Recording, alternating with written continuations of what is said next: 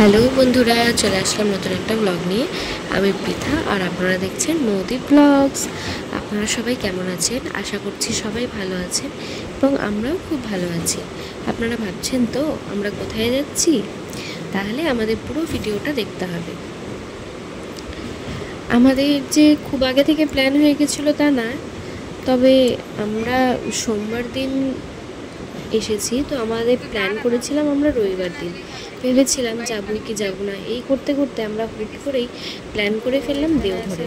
এবার এতটাই শর্ট টাইমে আমরা প্ল্যান করেছি যে আমাদের ট্রেনের টিকিটও আমরা পাইনি, যার জন্য এবার মন চেয়েছে যেতে, তো যেতে তো হবেই ঠাকুরের কাছে। যার জন্য আমরা জেনারেলেই রওনা দিয়েছি রামপুরহাট স্টেশন পর্যন্ত আমাদের গন্তব্য ছিল।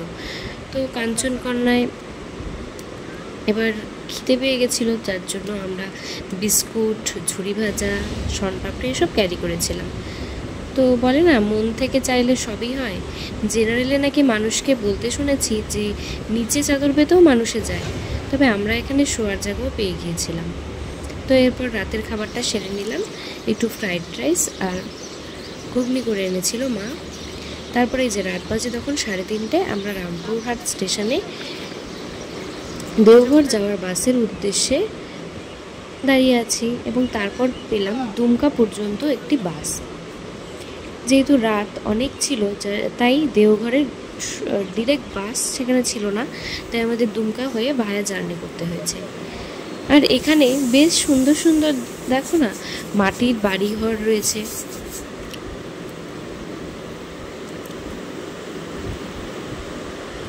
আর সকাল সকাল ভোরের দৃশ্যটা জাস্ট অপরূপ সুন্দর।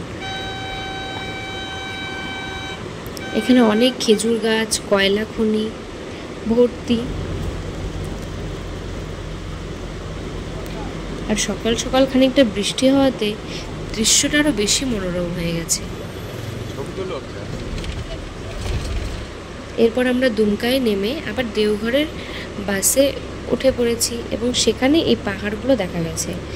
যাই হোক, তারপর আমরা পৌঁছে গেছি হোটেলে। হ্যালো, আমরা সবাই রেডি হয়ে গেছি এখন ঠাকুর বাড়ি যাওয়ার জন্য।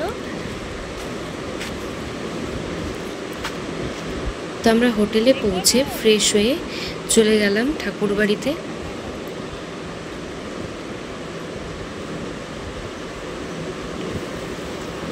এবং তারপরে গোটা ঠাকুর বাড়িটা আমরা ঘুরে দেখলাম। আমরা রয়েছি বর্দার বাড়ির অপোজিটেই একটা গেস্ট হাউসে।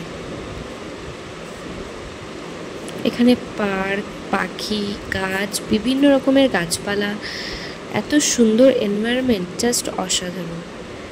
আর ওই দুটো দাদা আমাদের সব কিছু ঘুরিয়ে দেখিয়ে দিচ্ছিল। যেহেতু আমরা প্রথমবার দেওঘরে এসেছি, আমরা কিছুই চিনতাম না। বাড়ির থেকে সম্পূর্ণ জয়গুরুর নাম করে বেরিয়ে গিয়েছিলাম।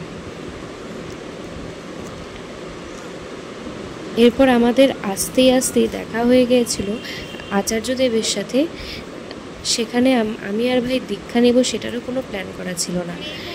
তো সেখানে আচার্যদেবের কাছে নিবেদন করে আমাদের ঋত্বিক দাদা আমাদের বিকেলবেলা যেতে বলেছিল দীক্ষা নেবার জন্য, এবং সেই সমস্ত কাজ সেরে আমরা যাচ্ছিলাম আনন্দবাজার করতে।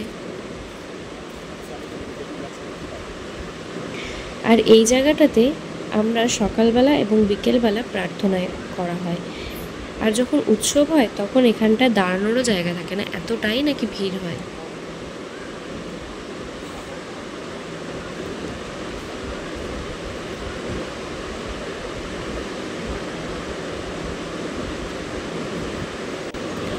আর এই যে দেখা যাচ্ছে 7তলা বিল্ডিং, এটাই হচ্ছে আনন্দবাজার। এবং আমরা আনন্দবাজারে গেলাম।